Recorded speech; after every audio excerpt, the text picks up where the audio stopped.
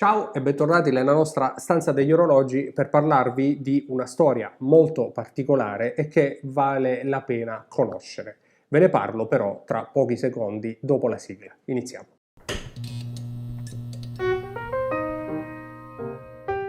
La storia di cui voglio parlarvi oggi è quella di Frédéric Constant, un nome altisonante per un marchio che molto spesso viene un po' guardato con diffidenza da parte degli appassionati, sebbene negli ultimi anni abbia avuto modo invece di farsi conoscere e farsi apprezzare. E questo succede a partire dal 2016, soprattutto dopo l'acquisizione di Citizen. Ma dobbiamo fare più di un passo indietro per capire qual è la storia della nascita di Frédéric Constant e perché quel nome altisonante in realtà sul quadrante dei suoi orologi è più che meritato. Nonostante l'acquisizione da parte dei giapponesi di Citizen nel 2016, Frédéric Constant è un marchio di orologi svizzero e non è neanche un marchio giovane, perché nasce nel 1988 dal desiderio di Aletta e Peter Stas di fondare un marchio di orologi svizzeri, e ci riescono. Nel 1988 infatti Aletta e Peter Stas fondano Frédéric Constant e iniziano a progettare una collezione di orologi che dopo pochi anni vedrà effettivamente la luce e avrà lo scopo di evolversi nel corso del tempo fino appunto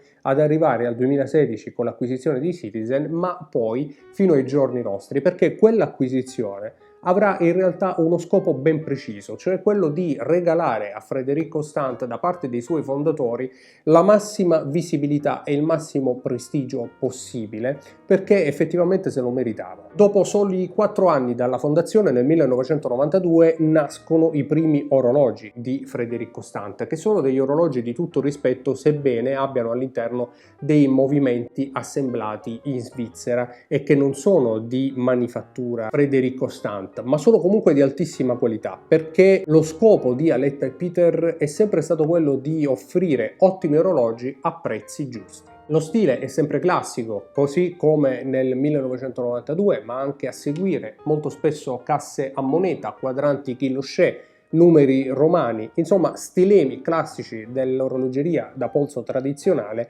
che non hanno mai tradito nessuno. Le cose vanno bene, Frédéric Constant inizia a farsi strada tra gli appassionati che apprezzano sempre di più l'onestà di un certo posizionamento del marchio, tant'è che nel 1997 decidono di trasferire la sede a Ginevra e proprio nel 1997 Frédéric Constant espone per la prima volta anche a Baselworth. Dopo il 1997 l'azienda si amplia, si spostano in uno stabilimento produttivo più ampio e acquisiscono anche nel team altri ingegneri anche noti nel campo dell'orologeria fino all'anno 2002, quando per ampliare l'offerta e migliorare ancora di più il know-how di Frédéric Constant, Aletta e Peter Stas acquisiscono anche Alpina Watches, marchio di orologi svizzeri ben noto e di grande prestigio. Dall'acquisizione di Alpina passano solamente 2 anni prima di veder nascere il primo movimento di manifattura di Frédéric Constant, che è quello che davvero differenzia da sempre questa maison con tantissime altre, perché in una fascia di prezzo assolutamente abbordabile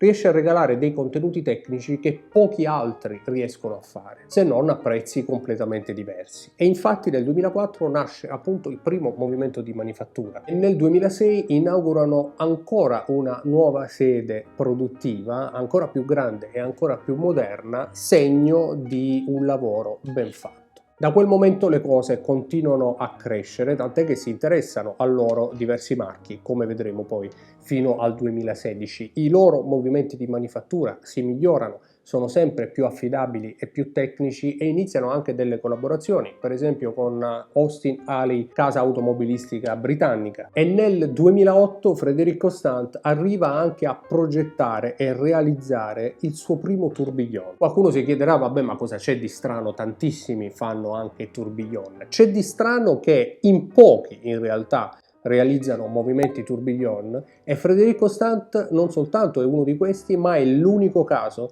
che riesce a farlo dopo un'ascesa velocissima ed esponenziale con una storia che inizia soltanto nel 1988. Questa grande capacità tecnica e produttiva di Frédéric Stant li porterà nel 2008 anche a realizzare una nuova divisione del comparto della Maison che si chiamerà Atelier de Monaco, dedicata alla creazione di orologi di fascia alta, così alta che la collezione degli Atelier comprenderà anche dei ripetizioni minuti interamente di manifattura realizzati da Frédéric Stant. Anno della svolta di Frédéric forse il 2012, quando viene presentato il suo Ore del Mondo monopulsante di manifattura a un prezzo da capogiro. Si parla di circa 2000 euro e ancora oggi si compra per poco più di quella cifra e stiamo parlando di un'ora del mondo di manifattura. Monopulsante impropriamente forse, perché attraverso la sua corona è possibile regolare tutte le funzioni del calibro FC 718. La collezione e l'offerta di Frédéric Stant continua ad ampliarsi quando dopo 4 anni, come dicevamo nel 2016, finalmente Aletta e Peter Stass, dopo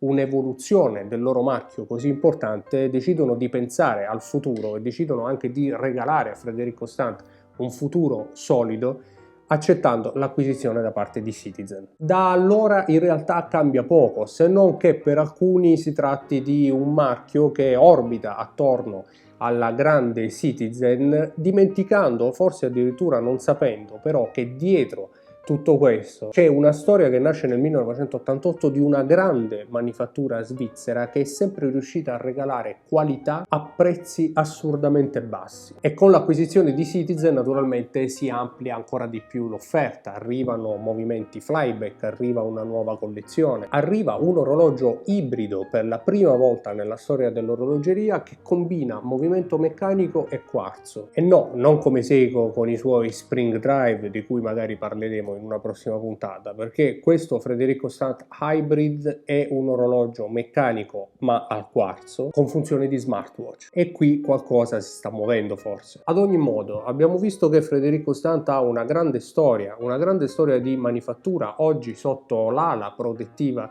di Citizen. Anche per i più scettici offre un'ampia gamma di orologi per tutti i gusti. Davvero c'è poco da discutere sulla bellezza e sulla tradizione di determinati orologi, eppure ancora oggi è forse troppo poco conosciuta dagli appassionati, che in realtà con un prezzo davvero contenuto possono portare a casa e mettere in collezione dei pezzi di prestigio che pochi altri possono offrire. Ma allora perché Frédéric Stant paga ancora lo scotto di essere un'azienda giovane, magari addirittura, come dice qualcuno, con un nome inutilmente